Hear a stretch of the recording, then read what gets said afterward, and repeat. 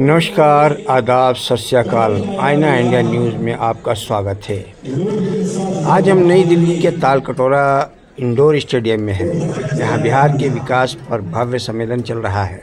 यह सम्मेलन let's inspire Bihar के तत्वाधान में बिहार के एक IPS अधिकारी विकास वैभव द्वारा प्रायोजित बिहार समिट 2026 के नाम से आयोजन किया गया है, जिसमें बिहार के सांसदों, विधायकों एवं विभिन्न क्षेत्रों में विशेष अनुभव रखने वाले विशेषज्ञों और समाज सेवियों को आमंत्रित किया गया। पर सवाल उठता है कि जहां की बुनियाद ही जातिवाद और संप्रदायवाद तथा जमींदारी प्रथा पर आश्रित एवं आधारित है, वहां औद्योगिकरण की बात और बिहार के विकास की बात बेमानी सी लगती है। अब ऐसी स्थिति में बिहार का विकास कैसे संभव है? ज़रा सोचिए, 1947 से अब तक बिहार में जो विकास होना चाहिए था वह तो हुआ नहीं। अब कोशिश करने की बात शुरू हुई है। ऐसे में कितना संभव है, आइए जानते हैं। यहाँ आमंत्रित फाइनेंस मामले के एक अनुभवी प्रोफेसर आसमी रज़ा साहब हैं, जो हमारे जानकार भी हैं। आप वर्तमान में दिल्ली विश्वविद्यालय के अर्थशास्त्र विभाग यानी इकोनॉमिक्स डिपार्टमेंट के अनुभवी सीनियर प्रोफेसर हैं। जनाब, इंडिया में आपका स्वागत है। आज बिहार डेवलपमेंट का एक समिट हो रहा है यहाँ तालकटोरा स्टेडियम में, और आप यहाँ पे मौजूद हैं कि ये जो समिट हो रहा है बिहार को डेवलपमेंट करने के लिए, आपको क्या लगता है कि जो अभी स्थिति है इसके मद्देनज़र बिहार में डेवलप हो पाएगा? बिहार डेवलपमेंट समिट 2026 एक बड़ा स्टेप है। इसके बिहार के बारे में, की समस्याओं के बारे में जानने के बारे में, उसके समाधान के बारे में, और इसका मैं बहुत वेलकम करता हूँ।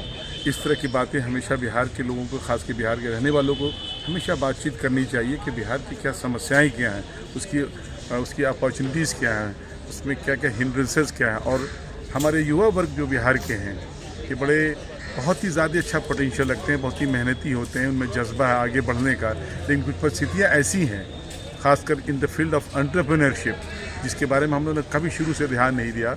और बिहार में जो अपॉर्चुनिटीज़ हैं उनका फ़ायदा दूसरे जगह के लोग उसका फ़ायदा उठा रहे हैं। और बिहार में इसका विकास का स्तर जो है काफ़ी तेज़ी से जो बढ़ना चाहिए नहीं बढ़ा। लेकिन हाल के वर्षों में, पिछले 10 से 15 सालों के बीच में देखा गया कि बिहार में काफ़ी डेवलपमेंट हो रहा है, इस सेंस में कि वहाँ का इंफ्रास्ट्रक्चर, वहाँ के रोड्स, वहाँ के हेल्थ सिस्टम को पर फोकस करने का एक रिजल्ट पॉजिटिव आया है। रेट ऑफ ग्रोथ काफ़ी तेज़ी से बढ़ा है, नेशनल ग्रोथ से भी बढ़ गया है। इसकी वजह यह है कि एक प्रशासन का चुस्त दुरुस्त होना ज़रूरी था। वो काफ़ी हद तक इस प्रेजेंट गवर्नमेंट ने पिछले 10 साल 15 साल में काफ़ी अच्छा काम किया है, और इसमें करने की आवश्यकता है। बहुत अच्छी बात आपने बताई, और ये है कि आवश्यकता तो ज़रूर है, लेकिन जिस प्रकार का अभी यहाँ पे बिहार के नेताओं का रवैया है, वहाँ कंट्रोवर्सी पैदा कर रहे हैं। बिहार के डेवलपमेंट की बात करने के बजाय सांप्रदायिक तनाव का एक वातावरण, एक माहौल पैदा करते हैं, एक नफ़रत का पैदा करते हैं। और दूसरी तरफ जो IPS अभी हमारे विकास वैभव जी हैं, और ये पूरे प्रयासरत हैं, क्योंकि एक IPS का खास के बिहार डेवलपमेंट पे इतना बड़ा सबमिट करना, कहीं तो कुछ है, कोई तो ऐसा लिंक मिला है उन्हें कि जो कि लगता है उन्हें कि बिहार में हम इंडस्ट्रीज़ लगाते हैं। उनका सपना है कि युवाओं को जोड़ना है। तो ऐसे में आपको क्या लग रहा है इस वातावरण को कैसे, क्योंकि आप जैसे लोग, आप दिल्ली यूनिवर्सिटी में आप प्रोफेसर हैं, बिहार से ताल्लुक़ रखते हैं, आप इकोनॉमिस्ट हैं, आप बिहार से चिंतित हैं, तो आपको क्या लगता है, इस पर क्या प्लान है आपका? जहाँ तक विकास वैभव साहब के सवाल है कि बहुत ही ज़हीन और तेज़ तर्रार अफसर हैं, और समाज के बारे में बहुत चिंतित रहते हैं। बिहार के विकास के बारे में उन्होंने बचपन से, स्कूलिंग से ही, जब वो भोपाल में पढ़ते थे तो उन्होंने अभी एक स्पीच में बात भी कही, और पहले भी जब मैं 2022 में मेन स्पीकर था तो मैंने उनसे ये बात की थी, तो उन्होंने ये बात पर उठाया था कि इस तरह की हीन भावना से ग्रसित जो बिहार के लोग हैं, इसका इतना अतीत इतना वैभवशाली रहा हो, और उसको इस तरीके से लोगों ने ये कर दिया, तो उसके लिए कुछ हद तक गवर्नेंस, पर्टिकुलरली जो गवर्नेंस जो थी बिहार की, रिस्पेक्टिव ऑफ पॉलिटिकल पार्टीज़, वो हद तक जिम्मेवार रही है। और साथ साथ बिहार के लोगों का जो एक माइंडसेट था वो एंटरप्रेन्योरशिप की तरफ नहीं था। और एंटरप्रेन्योरशिप की जो पोटेंशियलिटी है बिहार में असीम है। आज के पिछले 10 वर्षों में इस वर्तमान सरकार ने एंटरप्रेन्योरशिप बढ़ाने के लिए बहुत बड़ा काम किया और इसी पर लेट अस इंस्पायर बिहार इनका मेन मोटो है। विकास वैभव जी का ये शौक है, just a part of his being is a serving IPS officer. इनके साथ साथ और भी दोस्त हैं जो काम कर रहे हैं। इनका एक मार्गदर्शक, इनकी एक अपनी सोच है जिस कार्यक्रम को ये थोड़ा बैकअप को बढ़ाने की कोशिश करते हैं कि बिहार के लोग पढ़ने में लिखने में काफ़ी तेज़ होकर भी लोग पीछे रह जा रहे हैं। लेकिन हाल के वर्षों में बिहार के लोग चिंतन करने लगे हैं और जब बिहार के लोग जब चिंतन करते हैं तो देश के बहुत सारे लोगों से बहुत आगे निकल जाएंगे। आप देखते होंगे कि बिहार के लोग जो दूसरे प्रांतों में जो अपॉर्चुनिटीज़ बिहार की है, उसके टैलेंट की, एनर्जी की, यूथ की, इसका फ़ायदा दूसरे राज्यों में भी मिल रहा है। जो कि अगर आप पेंडेमिक 2019 के जो पेंडेमिक के बाद जो बिहार में रिवर्स माइग्रेशन हुआ उसका असर बहुत ही भयावह था। बहुत लोग यहाँ से माइग्रेट करे गए। माइग्रेशन जो रिवर्स माइग्रेशन कहते हैं उसको इकोनॉमिक्स में, रिवर्स माइग्रेशन के बाद जब वहाँ की राज्य सरकार ने इनकी इस परिस्थितियों को फ़ायदा उठाने की, इनको हेल्प करने की कोशिश किया गया, तो कि पॉजिटिव रिजल्ट आया। बहुत से स्टार्टअप्स बनने लगे।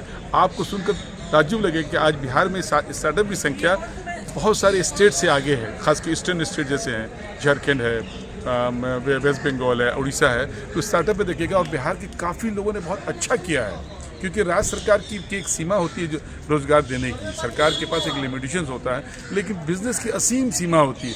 हम अपनी चीज़ों को एक्सपोर्ट कर सकते हैं। मखाना इंडस्ट्रीज़ को ले लीजिए, भारत सरकार भी समझ में बड़ा अच्छी पहल की है कि मखाना बोर्ड बनाने के बाद उस एरिया के लोग इस पर है ना काफ़ी एक्सपोर्ट की पोटेंशियल है। तो एक लेटेस्ट सिंस बिहार एक मूवमेंट के रूप में चला और बिहार के लोग इससे जुड़ते जा रहे हैं। बिहार हुआ, कर्नाटक हुआ, महाराष्ट्र में सारे स्टेट के, बल्कि विदेशों से भी लोग यहाँ आए हुए हैं। उनका एक सोच है कि हमको बिहार को आगे ले जाना है और बिहार आगे जाएगा तो हमारा देश भी बढ़ेगा और विकसित भारत 2047 में बिहार का बड़ा योगदान आने वाला है क्योंकि बिहार की जो विकास की संभावनाएं हैं वो अब खुलने लगी हैं। और आने वाले दिनों में ऐसा विश्वास मेरा है कि अगर हम सही तरीके से इसको अपने संचालन को चलाएं, अपने गवर्नेंस को ठीक करें, इकोनॉमिक मैनेजमेंट को डेवलप करें तो डेफिनेटली बिहार बहुत आगे जा सकता है। और इसमें केंद्र सरकार का भी एक रोल होता है कि बिहार का जो एक डिवीज़न हुआ, एक विकसित जो डिवीज़न हो गया, उससे थोड़ा सा बिहार की बहुत सारी संपदाएं दूसरे राज्य में चली गई। तो उसके बारे में एक स्पेशल पैकेज होना चाहिए था कि बिहार अगर विकसित करेगा तो हमारे देश का आर्थिक विकास और तेज़ी से बढ़ेगा और कम समय में मतलब हम उस आर्थिक विकास को प्राप्त कर सकते हैं।